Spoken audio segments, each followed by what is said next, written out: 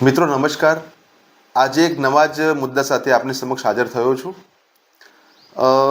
સગર્ભા બેનની આજે થોડી વાત કરી લઉં। જ્યારે કોઈ બેનને પ્રેગ્નન્સી રહેતી હોય છે અને પ્રેગ્નન્સી રહ્યા પછી જ્યારે ગામના આશાબેન દ્વારા કે અમારો જે આરોગ્ય સ્ટાફ છે એમાં ફિમેલ હેલ્થ વર્કર CHO એમના દ્વારા જ્યારે શક્તિની ગોળી માટે વાત કરવામાં આવે છે તો ઘણી બધી વાર એવું થતું હોય છે કે એમના મગજમાં એવું હોય કે મારે વધારે ગોળીની શું જરૂર છે, મારામાં શક્તિ તો છે જ, પણ આ વસ્તુ ભૂલ ભરેલી છે।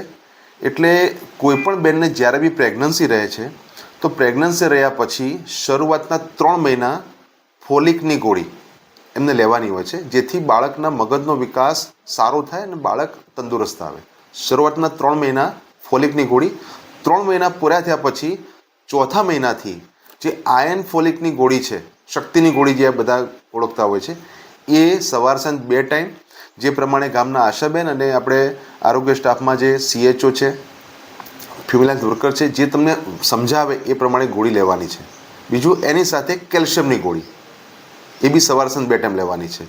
તો અને એક વસ્તુ યાદ રાખવાની કે કેલ્શિયમની ગોળી અને આયર્ન ફોલિકની ગોળી સાથે નથી લેવાની, તો એ વચ્ચે થોડું અંતર રાખવાનું છે। તો જે પ્રમાણે તમને આશાબેન અને FAW સમજાવે એ પ્રમાણે ગોળી લેવાની છે। બીજી એક ખાસ વાત કે આ ગોળીની સાથે તમારે પ્રોટીન લેવું પડશે, લોહી તો જ વધશે। શરૂઆતના 9 મહિના જે 9 મહિનાનો પીરિયડ છે તો એ 9 મહિના દરમિયાન લોહી ક્યારે બનશે કે તમે આ ગોળીની સાથે આયરન ગોળીની સાથે જો પ્રોટીન લેશો, એટલે કે બાફેલા મગ, બાફેલા ચણા, પછી દાળ પણ તમે લઈ શકો, પ્રોટીનમાં રાજમા છે, સોયાબીન છે, આ લઈ શકો। તો આ બધું લેવાથી પ્રોટીન બી મળશે, આયરનની ગોળી તો છે જ।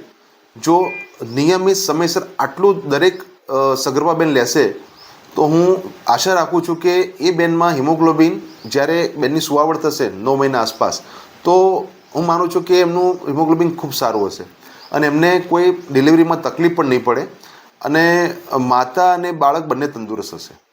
તો આ એક મુદ્દો અગત્યનો છે કે તમારે વધારે એક્સ્ટ્રા શક્તિની જરૂર છે, એટલે રૂટિનમાં જે તમે ખોરાક લેતા હોય એના કરતાં 9 મહિના દરમિયાન તમારે સવિશેષ ખોરાક લેવો પડશે અને એ પ્રમાણે શક્તિની ગોળી નિયમિતપણે રોજ લેવી પડશે।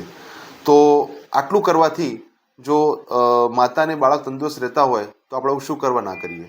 તો બધા જ મિત્રોને અપીલ છે કે આપના ઘરની અંદર કોઈ પણ બેન પ્રેગ્નન્સી હોય તો એ બેનને આ દવા અને ખોરાક આ સમયસર લે એને ખાસ અગત્યનું છે, તો જરા ખાસ જોવાનું રહેશે।